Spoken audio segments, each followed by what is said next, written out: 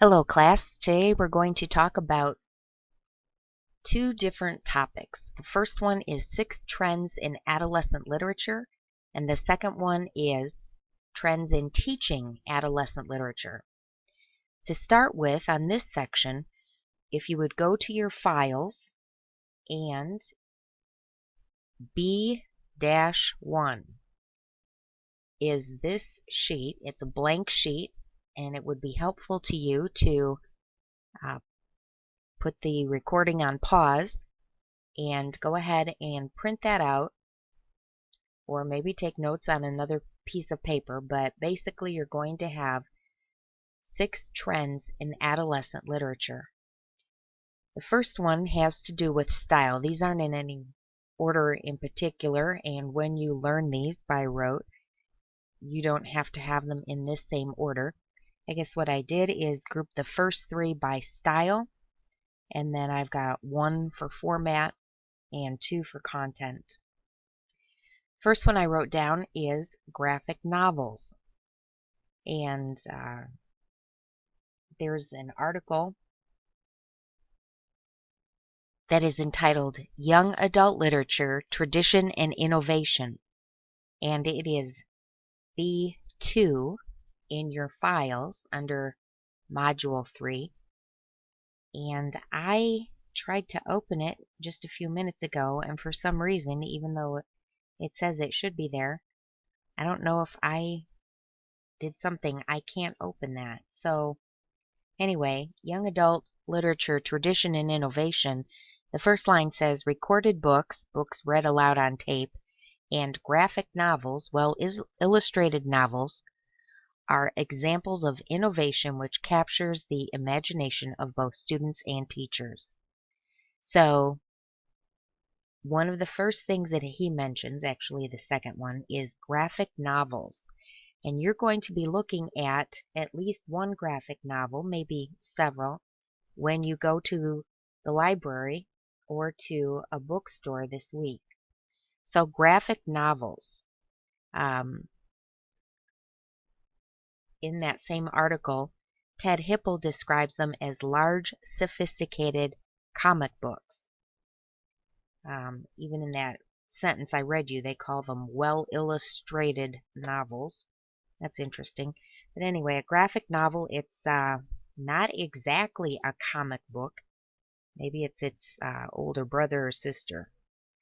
Some terms that you sometimes see when you have people talking about graphic novels, sometimes they talk about manga, M-A-N-G-A, or anime. Manga is the Japanese style. Anime is a style of animation originating in Japan. Anyway, the idea of a graphic novel is it's an extended page comic book with more adult themes, longer and more durable than comic books.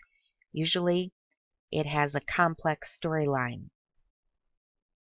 So, appealing to the fact that kids today are very visually oriented after watching hours of television, this is something that would appeal to adolescents.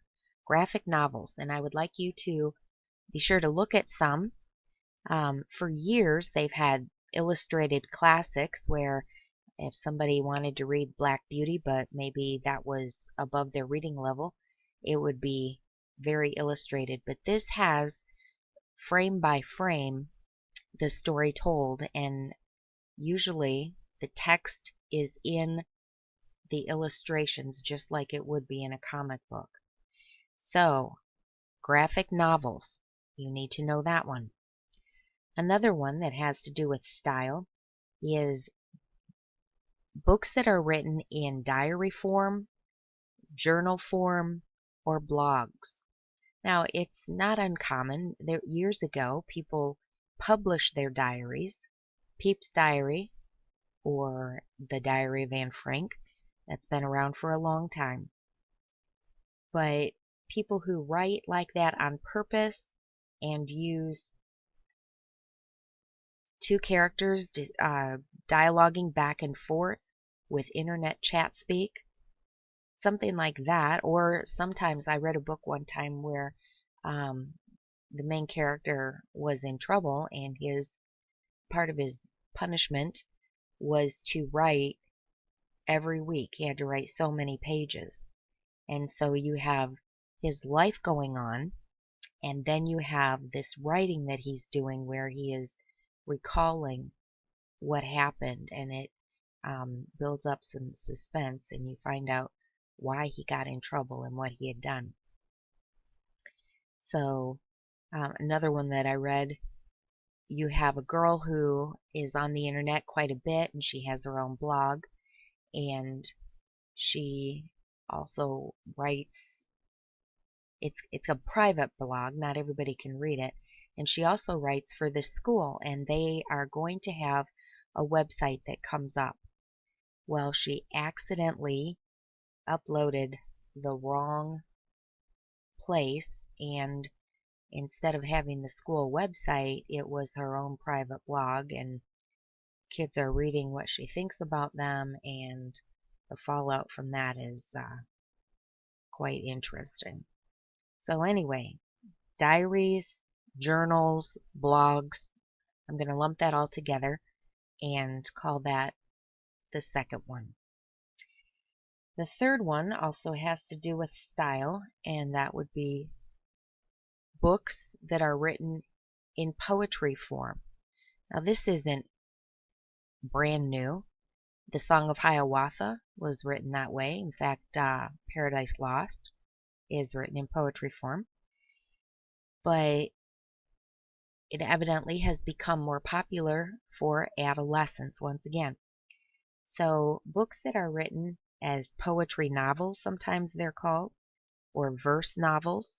And again, when you go to the library, this is another assignment that you have to find one of the ones that I suggest. Not that I would recommend them for book lists necessarily, but those are examples. I saw a list one time that and a whole article dealt with poetry novels, and they had a list there, and some of them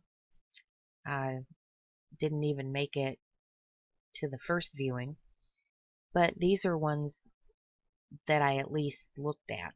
Some of them I didn't read through, but the ones that I suggest, I have at least read through them. Not that I would recommend them, but they are examples of verse novels. Out of the Dust is a Newbery winner, and there have been other Newbery winners. I guess I forgot to put on the list Good Masters, Sweet Ladies. That won a Newbery Award several years ago, and even the one from last year was a Newbery Award book that was a poetry novel.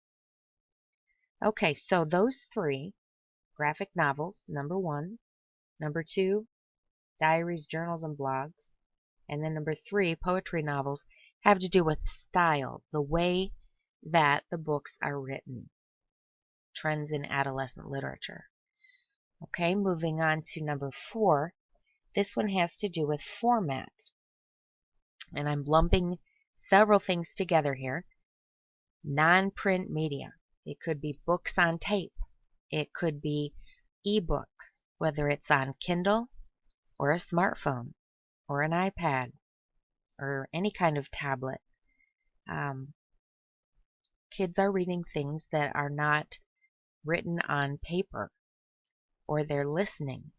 And in the article that I referred to just a moment ago, they were talking, the first thing he said is recorded books, books read aloud on tape, and graphic novels are examples of innovation which capture the imagination of both students and teachers. One of the things that you'll find as you're teaching is that some students have a hard time reading. And if they have a book on tape that they can read along with, that will help improve their reading. Our listening skills, our listening level is much higher than our reading level, our visual reading level. And so if you have a recorded book, a book on tape, that can help the students, especially if you have, maybe it's an actor who is reading the book. Sometimes authors read their own books, and that's interesting too. So, you have them pronouncing words that maybe they would stumble over if they were trying to read the book themselves. Maybe they put expression with the dialogue and have different dialects even, or the characters take on different voices, and that would make it much more interesting for those who are reluctant readers. Okay, so that's number 4, non-print media, which includes books on tape and digital ebooks. Number 5, we're going to go to problem books or problem novels. I've seen both of those terms used. If you think back to the article that you read for Module 2 or Week 2, Bad Books for Kids, David Mills, he talked about problem novels and some of the things that appeared there. These would be things that are have to do with the themes of the book.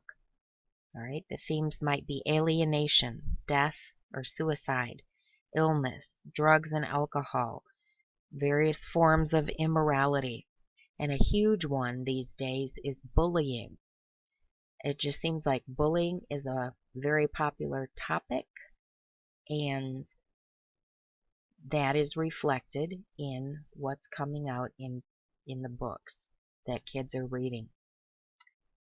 Remember when we went through the history of adolescent literature, how the literature reflects the time. And so bullying is a very popular topic. So problem novels, Bad Books for Kids talked about those. And we'll talk about that again in an article that I've got at the end of this little segment. Okay, problem novels, problem books. You don't really need to know this list of types of problems. I guess if you just get the gist of these are issues that some students face. I don't think everyone faces these things, but